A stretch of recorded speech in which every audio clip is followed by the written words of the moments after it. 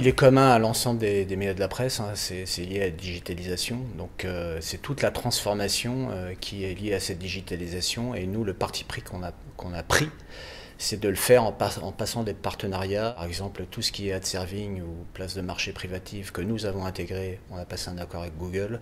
Sur les data, on a passé un accord avec Nogad qui nous permet de qualifier de la data et par jumellisation statistique avec un méga panel qu'on a créé, de sortir de la data propriétaire issue de la PQR.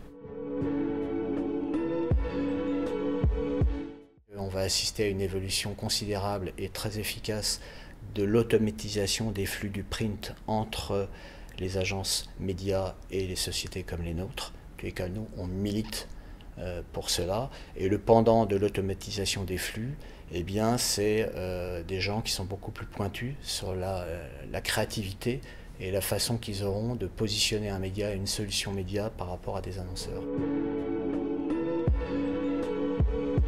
366, c'est plutôt une boîte d'architecture.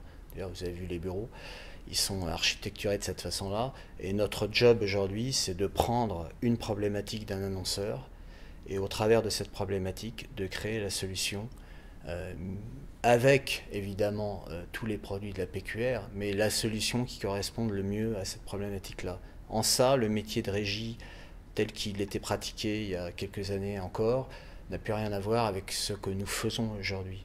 Donc ce que nous faisons aujourd'hui, c'est quelque part un métier d'agence de com, je dis ça avec beaucoup de modestie, hein, d'agence de com qui promeut ses propres produits, mais la démarche intellectuelle c'est la même, et c'est ce qu'attendent les annonceurs. Tout ça c'est dans une démarche de qualité. Et 366, dès l'origine de la création de la société, a été positionné là-dessus, hein, de façon à concentrer un maximum de force génératrice de valeur sur la création de dispositifs ad hoc particuliers pour chaque campagne.